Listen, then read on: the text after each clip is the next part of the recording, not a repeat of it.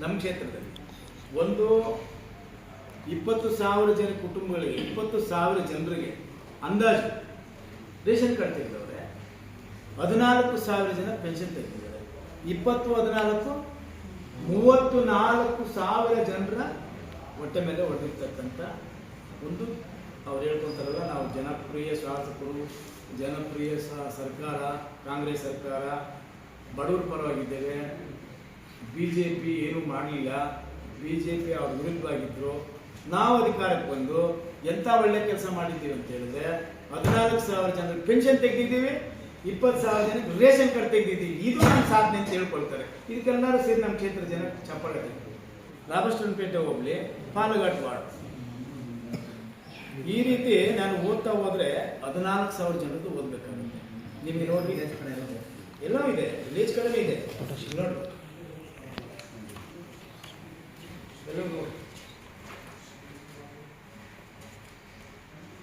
ನಾನು ಹೈಲೈಟ್ ಮಾಡಿದ್ದೀನಿ. ನೀವು ಅದನ್ನು ಜೂಮ್ ಮಾಡಿ ತಗೊಂಡ್ರೆ ಯಾವ ವಾರ್ಡು ಎಲ್ಲಿದ್ದಾರೆ ಮತ್ತು ಯಾರಿಗೆ ಪೆನ್ಷನ್ ತೆಗೆದಿದ್ದಾರೆ ಅನ್ನುವಂಥ ಪೂರ್ಣ ಮಾಹಿತಿ ಇದೆ. ಆಮೇಲೆ ಅವ್ರಿಗೆ ವಾರ್ಷಿಕ ಆದಾಯದ ಪತ್ರ ಎಷ್ಟಿತ್ತು ಅಂತ ಇಲ್ಲಿ ಕೂಡ ಇದೆ. ಇದು ಸರ್ಕಾರದ ಅಧಿಕಾರಿಗಳೇ ಬರೆದಿರ್ತಕ್ಕಂಥದ್ದು, ನಾವಲ್ಲ. ಇಷ್ಟು ಅನ್ಯಾಯವನ್ನು ನಮ್ಮ ಕ್ಷೇತ್ರದಲ್ಲಿ ಮಾಡಿದಾಗ BJP ಪಕ್ಷದಲ್ಲಿ ನಾವಿಟ್ಕೊಂಡು ನಾವು ಕೈಗೊತ್ಕೊಂಡು ಕುತ್ಕೊಳ್ಳೋಕ್ಕಾಗತ್ತಾ? ಯಾಕಿದಾರಲ್ಲ, ಇವ್ರಿಗೆಲ್ಲರಿಗೂ ನಾನು ಕೈ ಮುಗಿದು ಪ್ರಾರ್ಥನೆ ಮಾಡ್ತೀನಿ. ನಾನು ನಿಮ್ಮ ಪರವಾಗಿದ್ದು ಕೆಲಸ ಮಾಡ್ತೇನೆ, BJP ನಿಮ್ಮ ಪರವಾಗಿರ್ತದೆ, ನಿಮ್ಮ ಪರವಾಗಿ ಹೋರಾಟಕ್ಕೆ ಇಳಿತೀವಿ. ನೀವೆಲ್ಲರೂ ಕೂಡ ಹೋರಾಟಕ್ಕೆ ಬನ್ನಿ. ಈ ರಾಜ್ಯ ಸರ್ಕಾರ ನಿಮ್ಮ ಅನ್ನವನ್ನು ಕಿತ್ಕೊಂಡಿದೆ, ನಿಮ್ಮ ರೇಷನ್ ಕಾರ್ಡ್ ತೆಗೆದಾಕಿದ್ದಾರೆ, ನಿಮಗೆ ಪೆನ್ಷನ್ ಬರೋದು ನಿಲ್ಲಿಸ್ಬಿಟ್ಟಿದ್ದಾರೆ. ನಿಮ್ಮ ಪರ ಹೋರಾಟ ಮಾಡಿ ಇವೆಲ್ಲವನ್ನು ಕೊಡಿಸ್ತೀವಿ, ನೀವು ಬನ್ನಿ ನಮ್ಮ ಜೊತೆ ಹೋರಾಟಕ್ಕೆ ಅಂತೇಳಿ ಭಾಳ ನಮ್ರತೆಯಿಂದ ನಾನು ನಿಮ್ಮ ಮೂಲಕ ನಾನು ಹೇಳ್ತೀನಿ. ಇದಕ್ಕೆ BJP ಅಂತ ಲೇಪ ಕಟ್ಟಕ್ಕೆ ಹೋಗಬೇಡಿ. ಇದರಲ್ಲಿರ್ತಕ್ಕಂಥವ್ರು ಎಲ್ಲರೂ ನಮ್ಮ ಪಾರ್ಟಿಯವರೆಲ್ಲ, ನಮ್ಮ ಕ್ಷೇತ್ರದ ಜನ, ನಿರ್ಗತಿಕರು, ಬಡವರು, ನೊಂದಂಥವರು, ಕಷ್ಟದಲ್ಲಿರ್ತಕ್ಕಂಥವ್ರು, ಇದನ್ನೇ ನಂಬಿ ಬದುಕ್ತಕ್ಕಂಥವ್ರು ಇದೆಲ್ಲ ಕಿತ್ಕೊಂಡ್ಬಿಟ್ಟಿದ್ದೀರ. ಈ ಕ್ಷೇತ್ರದ ಶಾಸಕರು ಯಾವತ್ತಾದರೂ ಇದ್ರ ಬಗ್ಗೆ ಸದನದಲ್ಲಿ ಮಾತಾಡಿದಾರ? ನಾನು ನಮ್ಮ ಕ್ಷೇತ್ರದ ಬಗ್ಗೆ ಇಷ್ಟು ಮಾಹಿತಿಯನ್ನು ಕಲೆ ಹಾಕಿದ್ದೀನಿ. ಇಡೀ ರಾಜ್ಯದಲ್ಲಿ ಅದು ಎಷ್ಟು ಲಕ್ಷ ಜನರ ಬಾಯಿಗೆ ಮಣ್ಣು ಹಾಕಿದಿರೋ ಗೊತ್ತಿಲ್ಲ, ಎಷ್ಟು ಜನ ಬಾಯಿಗೆ ಮಣ್ಣು ಹಾಕಿದಿರೋ ಗೊತ್ತಿಲ್ಲ. ಯಾಕೆ? ಗ್ಯಾರಂಟಿ ಕೊಟ್ಟಿದ್ರಲ್ಲ ನೀವು, ಗ್ಯಾರಂಟಿನ ಯಾರು ಕೇಳಿದ್ರು? ಯಾರು ಕೇಳಿಲ್ಲ. ರಾಜ್ಯ ಜನ ನಿಮ್ಮ ಹತ್ರ ಬಂದು ಓಟ್ಗೋಸ್ಕರ, ನಿಮ್ಮ ಅಧಿಕಾರಕ್ಕೆ ಬರೋಕ್ಕೋಸ್ಕರ 5 ಗ್ಯಾರಂಟಿಗಳನ್ನು ಕೊಟ್ಟು ಓಟನ್ನು ತೆಗೆದುಕೊಂಡ್ರಿ. ಅದ್ರ ರೇಷನ್ ಕಾರ್ಡ್, ಪೆನ್ಷನ್ನು ನಿಮ್ಮ ಕಾಲದಲ್ಲಿ ಆಗಿದ್ದಲ್ಲ, ಇದು ನಿಮ್ಮ ಕಾಲದಲ್ಲಿ ಆಗಿದ್ದಲ್ಲ. ಮೊದಲಿನಿಂದ ನಡ್ಕೊಂಡ್ಬಂದು ಕೊಡ್ತಾ ಇರ್ತಕ್ಕಂಥ ಪದ್ಧತಿಯನ್ನ ಇವತ್ತು ನಿಲ್ಲಿಸಿ ಕಿತ್ಕೊಂಡ್ಬಿಟ್ರಲ್ಲ ನೀವು. ಇನ್ನೇನು ಮಾಡ್ತೀರಿ? ಪೆನ್ಷನ್ ಕದ್ದು ಇನ್ನೇನಕ್ಕೆ ನೀವು ಅದನ್ನು ಇನ್ನೇನು ಬಳಸ್ತೀರಿ? ಹಣನ ಹೇಳಿ, ಈ ಹಣ ನಿನ್ನಿಂದ ತಗೊಂಡಾಗ ಆಗ್ತೀರಿ. ಎಷ್ಟು ಕೋಟಿ ಆಗ್ಬಿಟ್ಟು ಇದಕ್ಕೆ?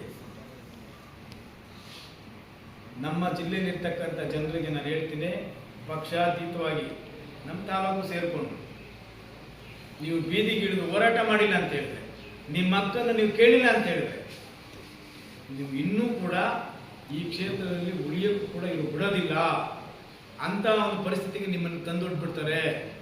ಎಚ್ಚೆತ್ಕೊಳ್ಳಿ. ಬೆಳಗ್ಗೆ ಹೋದ್ರೆ ಸಂಜೆ ಬರ್ತೀರಿ, ಕೆಲಸ ಕಾರ್ಯಗಳಿಗೆ ಹೋಗ್ಬಿಡ್ತೀರಾ, ಗೊತ್ತಾಗಲ್ಲ. ತಿಂಗಳಾದ್ರೆ ರೇಷನ್ ಡಿಪೋ ಹತ್ರ ಹೋದ್ರೆ ನಿಮ್ಮ ಕಾರ್ಡ್ ಎತ್ಕೊಂಡು ಹೋದ್ರೆ ಅಲ್ಲಿ ಕ್ಯಾನ್ಸಲ್ ಅಂತ ಬರ್ದಿರ್ತಾರೆ. ಆವಾಗ ನಿಮ್ಮ ಪರಿಸ್ಥಿತಿ ಏನು?